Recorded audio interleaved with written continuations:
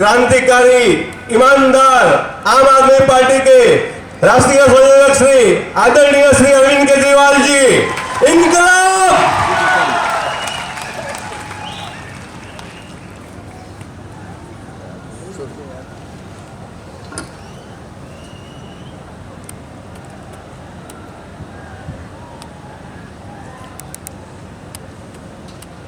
एक बार सब लोग जोर से, पूरे दिल से, दोनों मुट्ठी बंद करके, हाथ ऊपर करके जोर से बोलेंगे, भारत माता की, भारत माता की, इंकलाब, इंकलाब, वंदे, वंदे, जय जोहार, जय जोहार,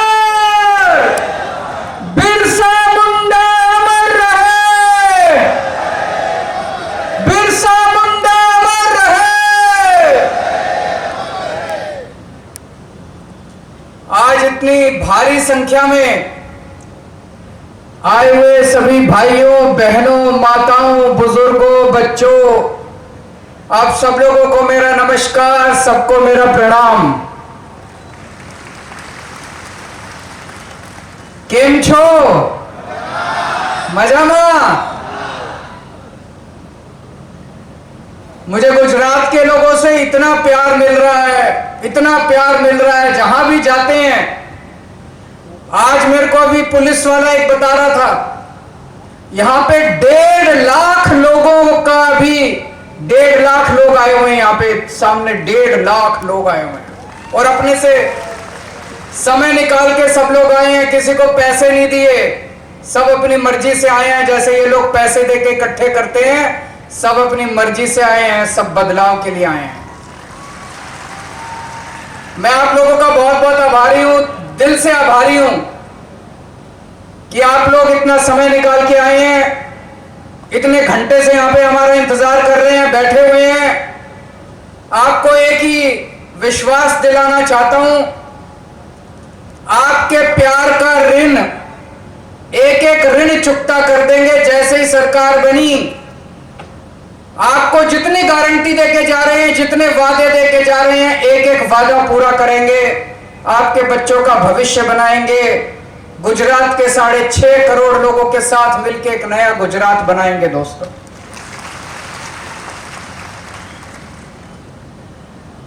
आप लोगों से पूछना चाहता हूं, कौन कौन लोग बदलाव चाहते हैं इस बार? कौन कौन बदलना चाहते हैं?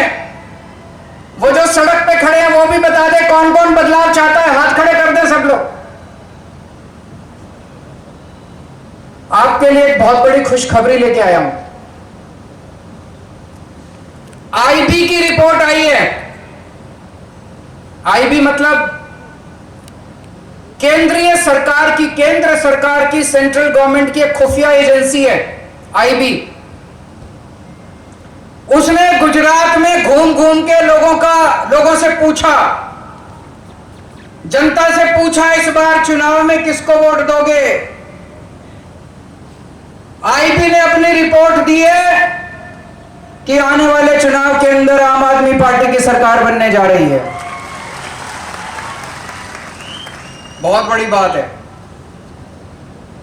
आप लोगों ने कमाल कर दिया, जनता ने कमाल कर दिया। एक नई पार्टी, छोटी सी पार्टी पर ईमानदार पार्टी।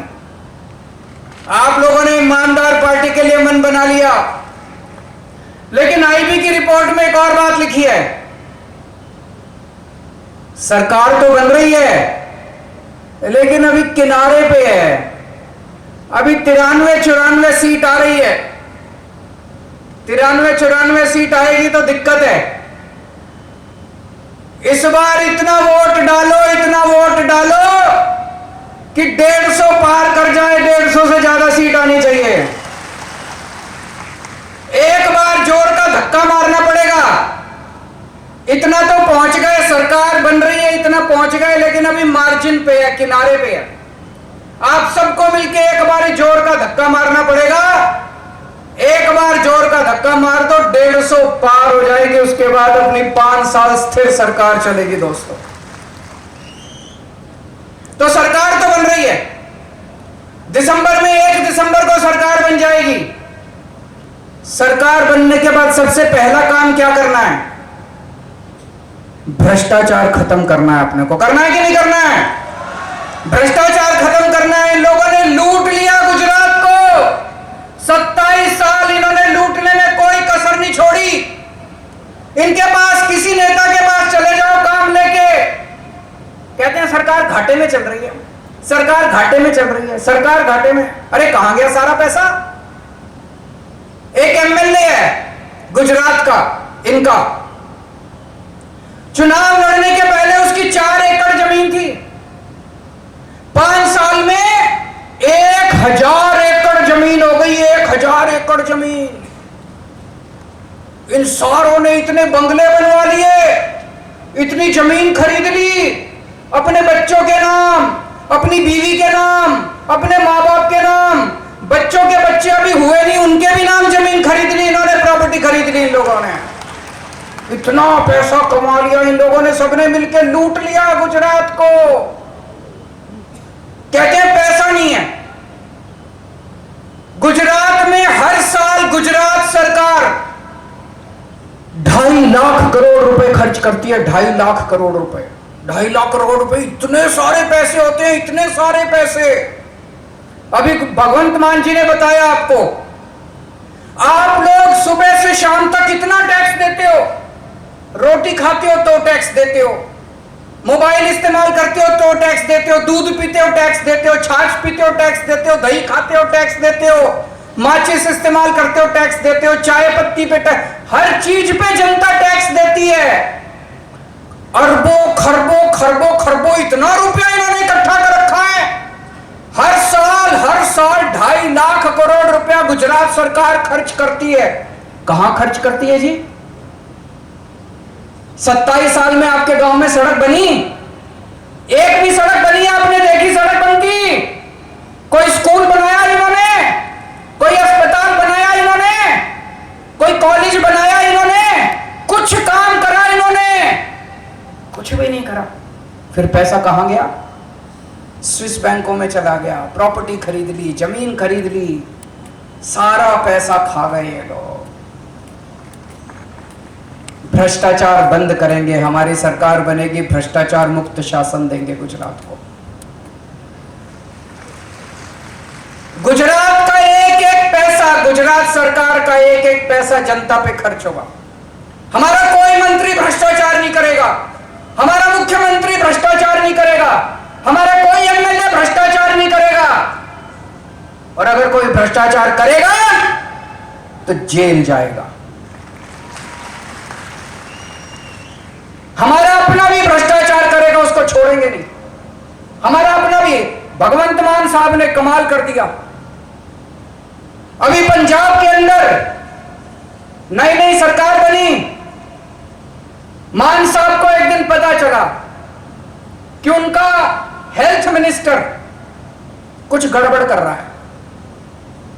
अभी विपक्ष को नहीं पता था, अभी मीडिया को भी नहीं पता था। किसी ने आके मान साहब के कान में बोला कि आपका हेल्थ मिनिस्टर गड़बड़ कर रहा है। इन्होंने पता कराया, पता चला हां ये गड़बड़ कर रहा है। पता है इन्होंने क्या किया? अपने हेल्थ मिनिस्टर को पकड़ के जेल में डाल दिया। कभी सुना है? 75 साल आजादी के 75 साल में पहली बार ऐसे हुआ कि किसी मुख्यमंत्री ने अपने हेल्थ मिनिस्टर को पकड़ के जेल में डाल दिया। कट्टर ईमानदार पार्टी है, कट्टर ईमानदार लोग हैं हम, कट्टर ईमानदार सरकार है हमारी। एक पैसे का भ्रष्टाचार नहीं होने देंगे। जो भ्रष्टाचार करेगा जेल जाएगा। और इन नेताओं ने गुजरात के अंदर जितने काले धंधे कर रखे हैं, जितने इतने काले धंधे चल रहे हैं, सारे काले धंधे बंद करेंगे। 2015 के बाद से आज तक जितने पेपर फूटे, ये जो पेपर फूटते हैं ये अपने आप नहीं फूटते, कोई मंत्री कराता है, कोई बड़ा नेता कराता है। आज तक कोई जेल नहीं गया। 2015 के बाद से आज तक जितने पेपर फूटे सबकी जांच दोबारा कराएंगे और जिन जिन लोगों ने पेपर फोड़े उनको 10-10 साल तक जेल की सजा दी जाएगी।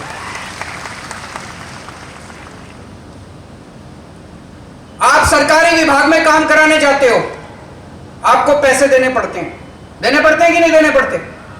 चाहे जाति प्रमाण पत्र बनवाना है, राशन कार्ड बनवाना है, बिजली का कनेक्शन लेना है, पानी का कनेक्शन लेना है, राशन कार्ड, कुछ भी काम कराना है, पैसे देने पड़ते हैं। 1 दिसंबर के बाद से आपके सारे काम बिना पैसे के होंगे, बिना रिश्वत के होंगे, कोई पैसा देने की जरूरत नहीं पड़ेगी। अभी जो ईशुदान भाई ने बताया, आपको लग रहा होगा वैसे ही फेंक रहा है ईशुदान, झूठ बोल रहा है। दिल्ली में हमने एक व्यवस्था कर दी, अब एक एक करके हम सरकारी दफ्तर में ताला लगाते जा रहे हैं, बंद करते जा रहे हैं। अब आपको अपना काम कराने के लिए सरकारी दफ्तर जाने की जरूरत नहीं है।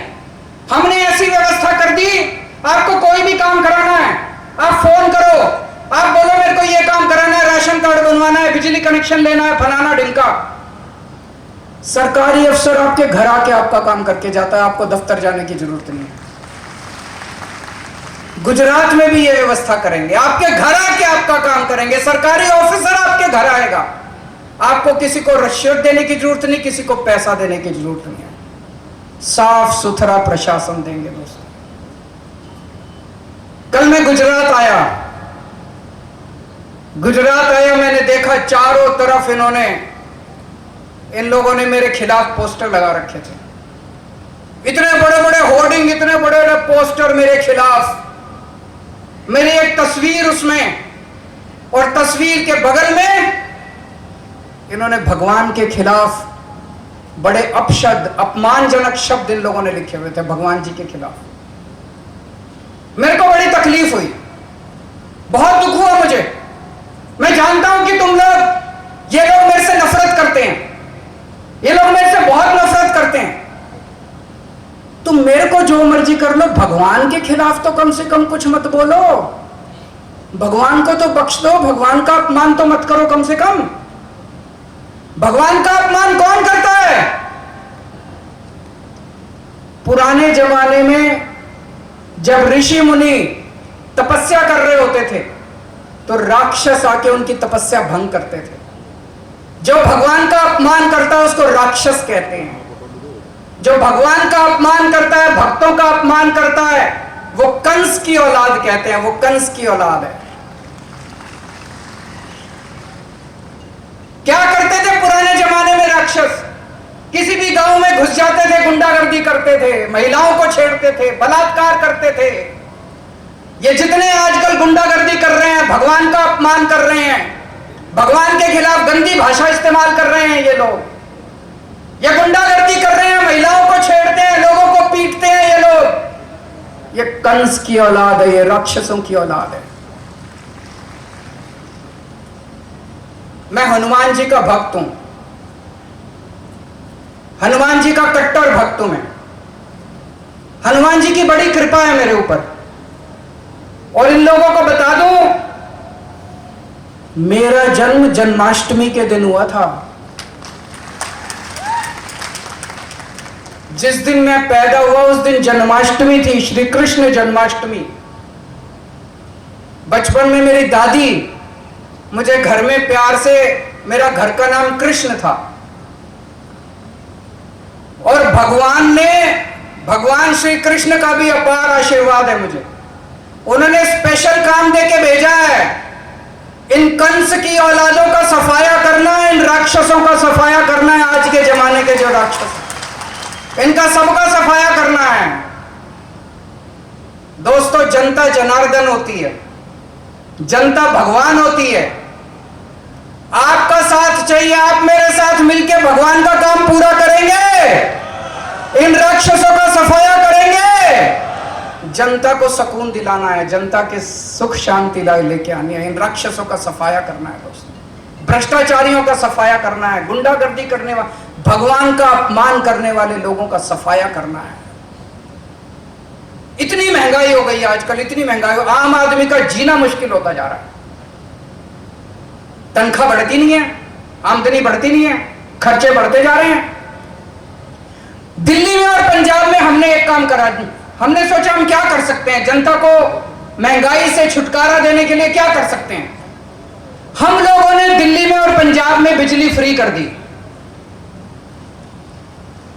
बिजली फ्री कर दी और पुराने बिजली के बिल माफ कर दिए।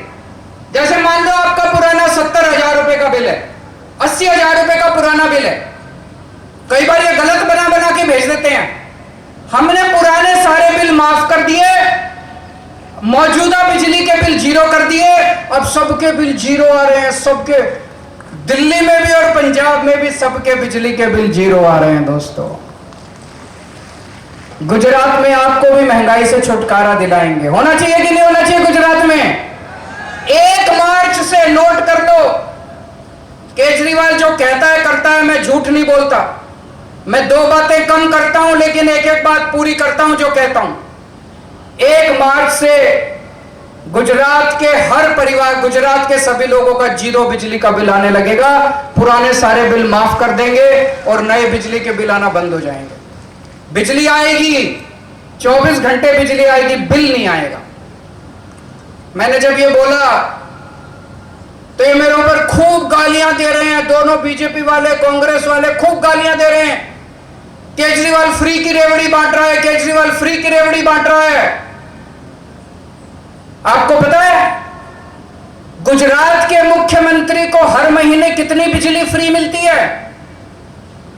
5,000 यूनिट बिजली फ्री मिलती है गुजरात के सीएम को। 5,000 हर महीने। हर मंत्री को 4,000 यूनिट बिजली मुफ्त मिलती है, हर मंत्री को। सीएम को 5,000 यूनिट, मंत्री को 4,000 यूनिट। केजरीवाल जब कहता है जनता को 300 यूनिट बिजली मुफ्त दूंगा तो इनको मिर्ची लगती है। जनता को बिजली मुफ्त मिलनी चाहिए कि नहीं मिलनी चाहिए? सीएम को मुफ्त मिलती है, मंत्री को मुफ्त मिलती है, तो जनता को भी मिलनी चाहिए। क्यों नहीं मिलनी चाहिए जनता को मुफ्त बिजली? जरूर देंगे। यहां जितनी महिलाएं बैठी हैं सबको कहना चाहता हूं, जिन जिन महिलाओं के बैंक अकाउंट नहीं है अपने बैंक अकाउंट खुलवा लेना। हमारी सरकार बनने के बाद 18 साल से ऊपर की हर महिला के अकाउंट में हर महीने 1-1 हजार रुपए हर महीना डलवाया करेंगे। होना चाहिए कि नहीं होना चाहिए? मैं ऐसी कई बेटियों को जानता हूं जो पैसे की कमी के कारण उनकी पढ़ाई छूट जाती है। उनके अकाउंट में 1,000 रुपए जाएंगे तो उनकी पढ़ाई नहीं छूटेगी, वो बेटी अपना बेचारा अपना पढ़ाई पूरी कर लेगी। 1,000 रुपए हर महिला को मिलेंगे, उसके 100 काम आते हैं महिला के, उसके काम पूरे होंगे। मैं सभी महिलाओं को कहना चाहता हूं, हमें तुम्हारे चिंता करवानी जरूर नहीं। तुम्हारो भाई आवी गयो छे।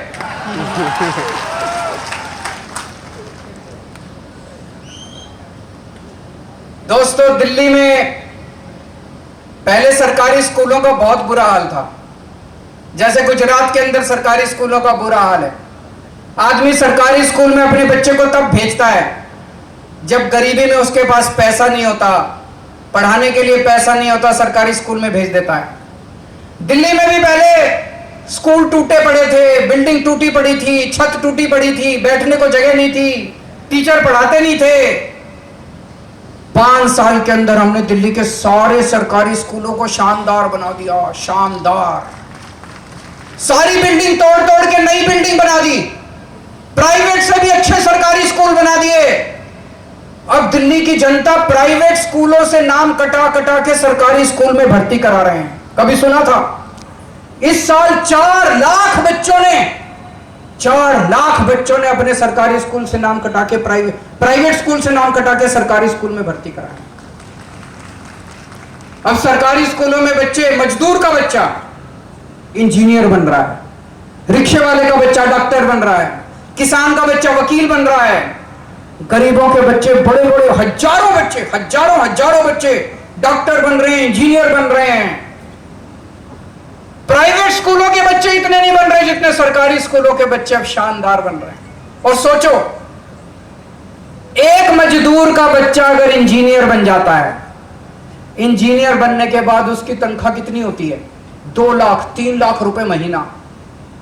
उसके तो परिवार की गरीबी दूर हो गई कि नहीं हो गई? अगर हम अपने सारे बच्चों को अच्छी शिक्षा दे दें, सबकी गरीबी दूर हो सकती है, सब अमीर बन जाएंगे, सारे लोग अमीर बन जाएंगे। गुजरात में भी ऐसे ही करेंगे। गुजरात के सरकारी स्कूल, खूब सारे नए सरकारी स्कूल बनाएंगे।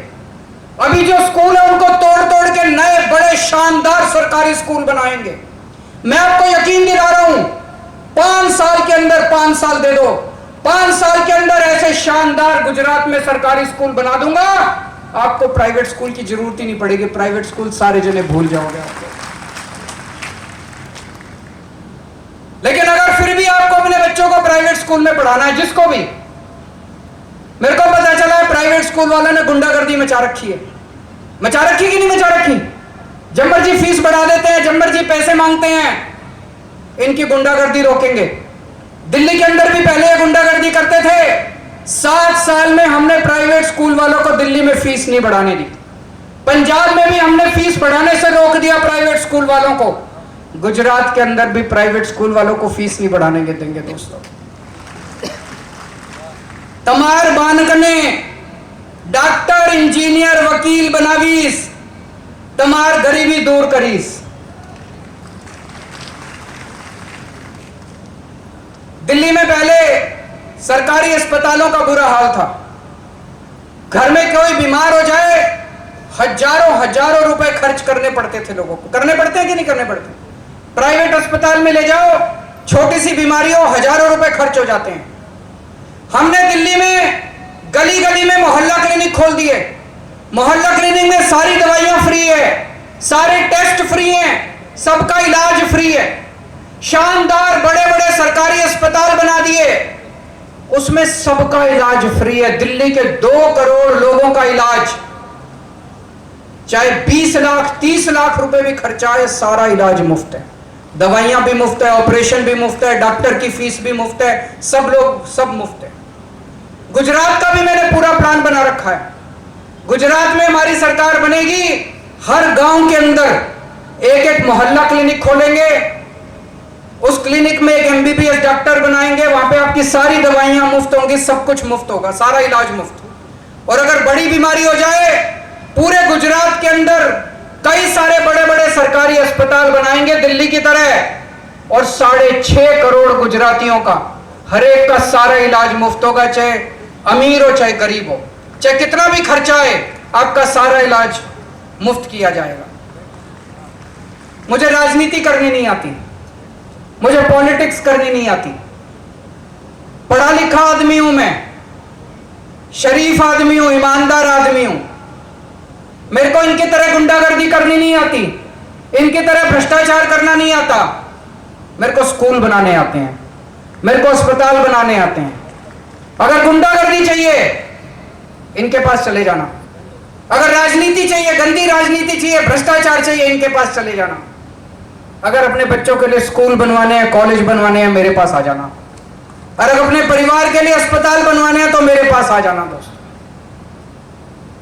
आप में से कौन कौन बेरोजगार है, जरा हाथ खड़े करें। सब लोग बेरोजगार हैं। मैंने अभी एक टीवी चैनल में देखा, एक रिपोर्टर ने इनके बड़े नेता से पूछा कि सर इतनी ज्यादा बेरोजगारी है, इसके बारे में क्या कर रहे हो? बोले जो बेरोजगार हैं ये लोग निकम्मे हैं, ये लोग काबिल नहीं है, इनको कुछ आता नहीं है, इनको रोजगार नहीं मिल सकता। मुझे बड़ा गुस्सा आया। ये हमारे बच्चों को बेरोजगार हमारे बच्चों को निकम्मा बोलते हैं, लोगों को ये गालियां देते हैं, सरेआम गालियां देते हैं। इतना घमंड हो गया इन लोगों को, इतना अहंकार हो गया इन लोगों को। मैं आपसे पूछना चाहता हूं, आप लोग निकम्मे हो कि इनके बच्चे निकम्मे हैं? इनके बच्चे निकम्मे हैं। तुम्हारे इनके बच्चे निकम्मे हैं। इनके बच्चों को फिर भी चेयरमैन बना देते हैं, MLA बना देते हैं, टिकट दे देते हैं। हमारे बच्चों को मौका नहीं मिलता। मौका देके देखो, तुम्हारे बच्चों को पीछे छोड़ देंगे हमारे बच्चे। आपको रोजगार मैं दूंगा, आपके लिए रोजगार की व्यवस्था मैं करूंगा। मैंने पूरी प्लानिंग कर रखी है। दिल्ली हमने 12 लाख बच्चों को रोजगार दिए हैं, 12 लाख बच्चों को। भगवंत मान ने पंजाब में अभी 20,000 से ज्यादा सरकारी नौकरियां निकाली, अभी 6 महीने भी नहीं हुए। हमें रोजगार देना आता है। गुजरात के लिए पूरी प्लानिंग करी है। कैसे हर युवा को रोजगार देना है। जब तक रोजगार नहीं मिलेगा, हर युवा को 3-3 हजार रुपए बेरोजगारी भत्ता दिया जाएगा। होना चाहिए कि नहीं होना चाहिए? और 10 लाख सरकारी नौकरियां, नई सरकारी नौकरियां निकाली जाएंगी।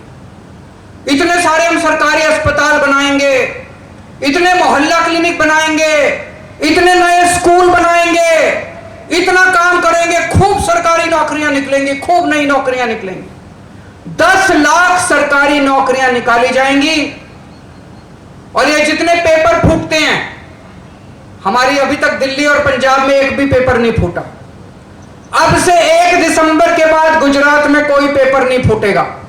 अगर कोई पेपर फोड़ेगा तो 10 साल के लिए उसको जेल भेजेंगे। अभी तक जितनी वैकेंसी हैं, तलाटी के पेपर नहीं हुए, टेट के पेपर नहीं हुए, टेट के पेपर नहीं हुए, पुलिस में भर्तियां बाकी है।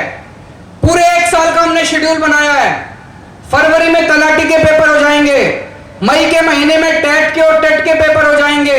उसके बाद दिसंबर तक आते आते सारे पुलिस की भर्तियां करके सबको बिना पेपर फोड़े सबकी भर्ती कर देंगे। किसी को पैसे देने की जरूरत नहीं है, रिश्वत देने की जरूरत नहीं है। ये लोग कहते थे गुजरात की सड़कें बड़ी अच्छी हैं। हम लोग दिल्ली में बैठ के सोचते थे होंगी अच्छी। अभी मैं इतने दिनों से गुजरात घूम रहा हूं, सब जगह सड़कें टूटी पड़ी हैं। सब जगह जनता की पहली डिमांड है कि हमारी सड़कें ठीक करा देना। दोस्तों, भ्रष्टाचार खत्म करेंगे, खूब पैसा बचेगा, खूब पैसा बचेगा, और आपकी सड़कें ठीक कराएंगे। जो सबसे जरूरी सड़कें हमें बता देना, जो जरूरी वाली सड़कें हैं 6 महीने में ठीक करा देंगे, और बाकी बची हुई 3 से 4 साल के अंदर एक एक सारी सड़कें ठीक कराएंगे। यहां पे बहुत सारे किसान भाई आए हुए हैं। किसान की सबसे बड़ी समस्या होती है, पैसा लगा के, खून पसीना बहा के अपनी फसल उगाता है, और जब फसल बेचने जाता है मंडी में, बाहर बेचने जाता है बाजार में, तो उसको कोई भी पूरा दाम देने के लिए तैयार नहीं होता। औने पौने दाम में वो अपनी फसल बेच के आ जाता है। किसान कर्जे में डूब जाता है और फिर आत्महत्या कर लेता है। किसानों को फसलों का पूरा दाम दिलाएंगे। अगर उसको पूरे दाम मंडी में नहीं मिलेंगे, मार्केट में नहीं मिलेगी, तो सरकार उसकी सारी फसल खरीदेगी, हम खरीदेंगे उसकी सारी फसल एमएसपी के दाम पे। शुरुआत करेंगे 5 फसलों से, गेहूं, चावल, चना, मूंगफली, कपास। इन 5 फसलों पे अगर किसान को मार्केट में एमएसपी का दाम नहीं मिलता, तो सरकार के पास आ जाए, सरकार उसकी सारी फसल एमएसपी के दाम पे खरीद लेगी। पंजाब में भी करके दिखाया है। पंजाब में हमने 5 फसलों के ऊपर एमएसपी दे दी, गेहूं, चावल, कपास, नरमा, मूंग दाल। पंजाब में दे दी। गुजरात में 5 फसलों से शुरू करेंगे, और धीरे धीरे करते करते 1-1 साल में, 2-2 साल में और नई फसलें जोड़ते जाएंगे। पर किसानों को फसलों का पूरा दाम दिलाएंगे, और अगर किसानों को फसलों का पूरा दाम मिल गया, कोई किसान आत्महत्या नहीं करेगा। उसके बाद उसके पास पैसे की कमी नहीं बचेगी। आज किसानों को बिजली कभी रात को आती है, कभी 1 घंटा आती है, कभी 2 घंटा आती है। दोपहर के टाइम में हर किसान को 12 घंटे बिजली का प्रावधान करेंगे। आज सिंचाई की व्यवस्था का बुरा हाल है। नर्मदा का पानी आज भी अलग अलग इलाकों में नहीं पहुंचा। आपके लिए सिंचाई की व्यवस्था करेंगे और नर्मदा के पानी को कोने कोने तक पहुंचाएंगे दोस्तों। और अगर आपकी फसल बर्बाद होती है, तो दिल्ली में हम लोगों ने एक योजना बना दी। दिल्ली में अगर आपकी फसल बर्बाद होती है, 50,000 रुपए प्रति हेक्टेयर के हिसाब से हम किसान को मुआवजा देते हैं। ऑटोमेटिक मुआवजा मिल जाता है उसको 1 महीने के अंदर। अब हमने पंजाब में भी व्यवस्था कर दी। गुजरात में भी अगर सरकार बनेगी तो 50,000 रुपए प्रति हेक्टेयर के हिसाब से किसानों को फसल बर्बाद होने पे मुआवजा दिलाएंगे। यहां पे बहुत सारे आदिवासी भाई बहन आए हुए हैं। पैसा लागू करेंगे।